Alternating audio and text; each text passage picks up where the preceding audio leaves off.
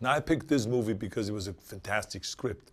The story was great, it had intensity, it had drama, it had a lot of action, which I love, and which my fans expect me to deliver. And also at the same time, it had the comic relief, just like a True Lies, where you laugh in the middle of the movie, but you're also frightened, you're intense, it's horrific in some instances and all that. So this is what made me want to do the movies.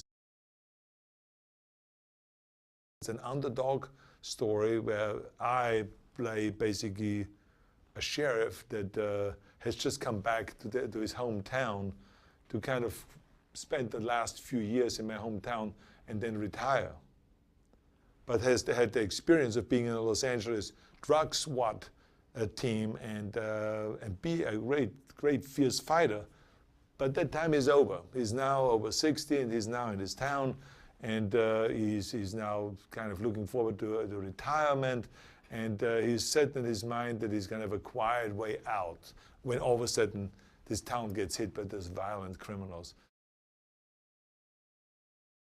The cast, it was unbelievable if you think about that. Johnny Knoxville, Forrest Whitaker, Luis Guzman, Jamie Alexander, Rodrigo Santoro, Genesis Rodriguez, Eduardo Noriega, and the list goes on and on and on. So people will be blown away just by the cast alone. And each one of them has great acting talent. And, you know, from the comedy point of view, but also intensity and reaching deep down inside. So there's some great scenes there that, of course, were written, but it's always another challenge than to act all those things out.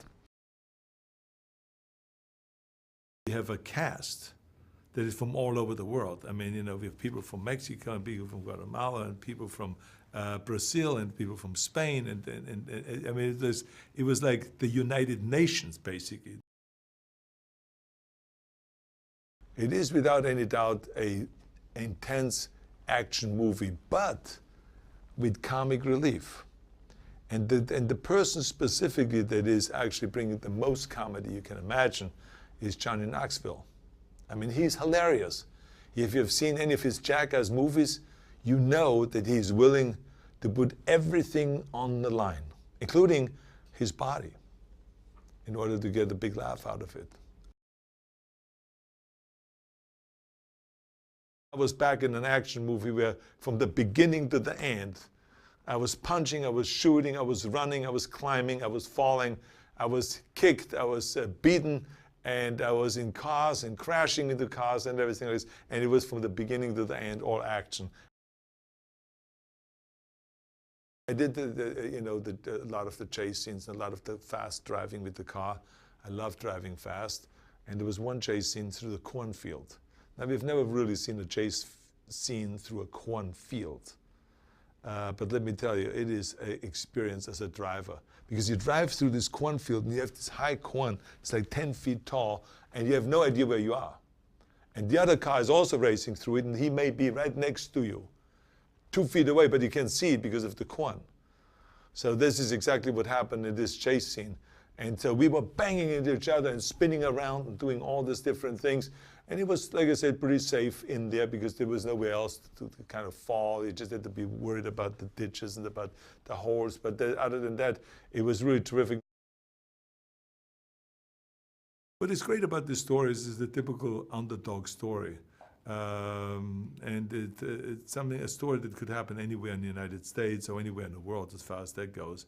When you see these things in movies, you actually always think it's impossible. This cannot happen.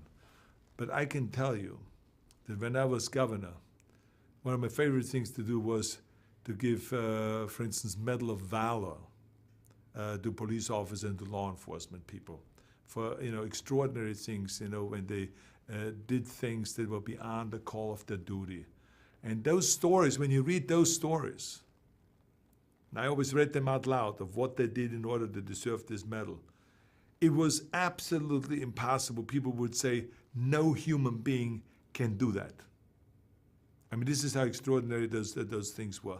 I mean, where people were trying to rescue somewhere in a shootout, and they were running through while the people were firing and all this, and they were shot themselves, and then they crawled to someone and rescued them and pulled them back, and they were shot again, and I mean, the kind of things that people do is really amazing. So this puts validity to this story here, because this story that we have here in The Last Stand is also almost impossible.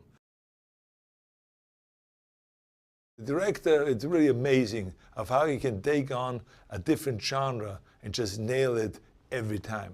I mean, the first movie I saw, I remember, of his was The Good, the Bad, and the Weird, which I loved.